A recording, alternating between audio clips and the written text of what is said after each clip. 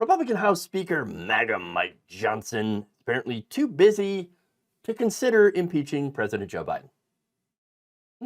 PBS NewsHour's Lisa Desjardins asked Speaker Johnson on Wednesday if he thinks that there is enough evidence to impeach the president, which Republicans have been, hyping up and working on for quite some time.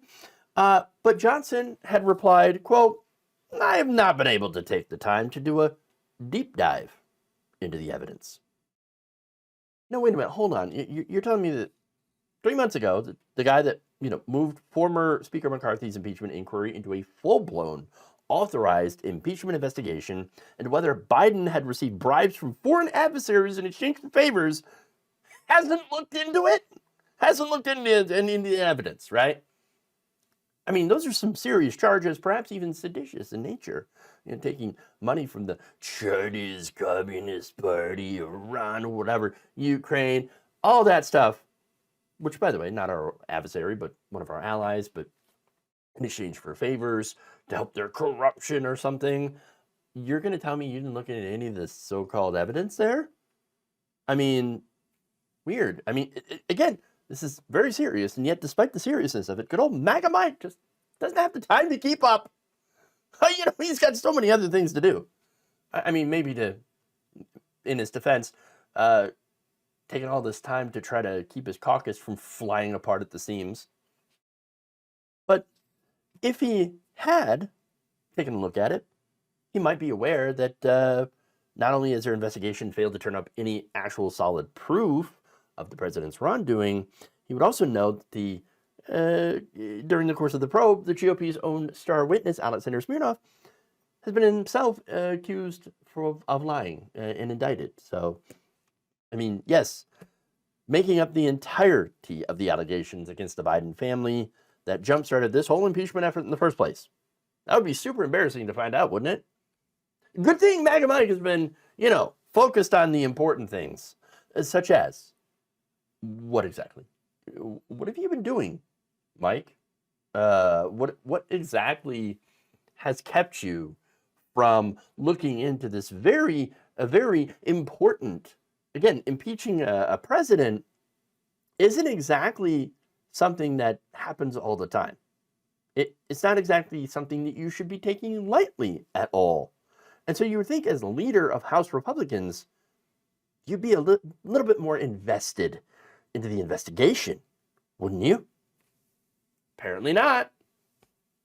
Now, Punchbowl News' Max Cohen adds, amid confusion over the path forward for the Biden impeachment inquiry, Johnson won't commit to me whether the House will vote on impeachment in this Congress. The Speaker says committees are still waiting on some documents, then saying that you've seen a very slow, deliberative investigative process.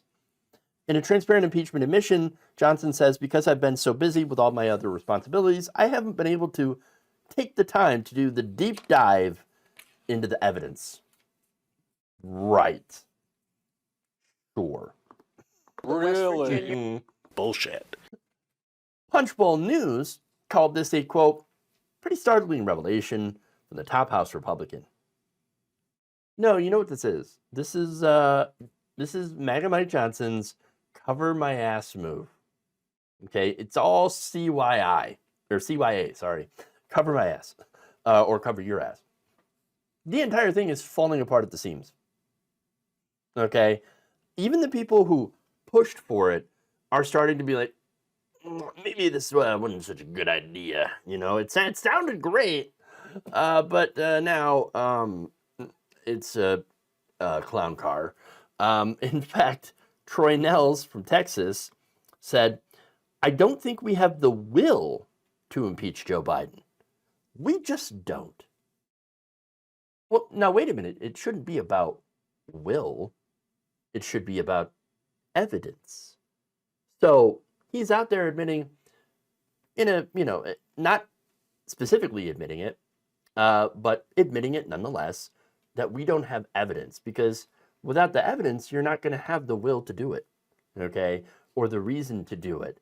And so he's like, yeah, we don't have the will to do it.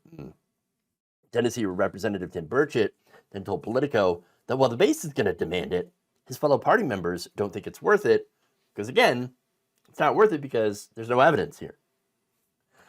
North Dakota Representative Kelly Armstrong said, quote, that's not a vote you put on the floor if you don't have a chance of passing it.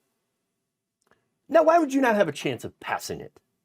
I mean, maybe it's because the razor-thin majority has gotten thinner and thinner and thinner. I mean, the most recent person to immediately quit is Representative Ken Buck, who, again, massive right-winger. But even this guy's like, we ain't got nothing, man. We got nothing on Joe Biden. So, and more people, by the way, in a more recent interview, Buck's like, expect at least 5 more resignations coming from Republicans. Again, razor-thin majority, getting thinner and thinner and thinner, and they're not going to be able to do anything, much less vote to impeach the President of the United States with no evidence. Okay, so what's next then for Republicans as this thing falls apart? Well, maybe they're going to try to save face. How would they do that? By doing a non-binding criminal referral to the Department of Justice. What does that mean? Essentially nothing. They're going to tell the Department of Justice, oh, hey, by the way, we're going to refer this matter to you so that you can look into it. If you want to, by the way, non-binding. Okay, again, that doesn't do anything. That doesn't impeach the president. It has no effect whatsoever. But what they can do then is shift the blame over to the Department of Justice and say, oh, look, you failed to hold Biden accountable. We gave you criminal referral for all this evidence that we have, and you just didn't do anything about it because corrupt deep state. Well, wait, if they're the corrupt deep state, then why would you make a criminal referral in the first place and not impeach? It doesn't make any sense, right? But it's a way for them to try to get away from this impeachment nonsense because they've essentially clowned themselves and painted themselves into a corner. Now, they could also wait until Trump gets into office to issue those criminal referrals. So that would be a little bit different. When Trump wins the election, he's buying into all this stuff. And he wants to punish his enemies. And so he'll stack the DOJ with all sorts of loyalists and people that are going to do his bidding. And then he'll take up these criminal referrals and just do a witch hunt. It doesn't matter if there's no evidence. He'll make it up. Or he'll have people in the Department of Justice fabricate evidence. And there you go. And that's one of the big concerns there, right?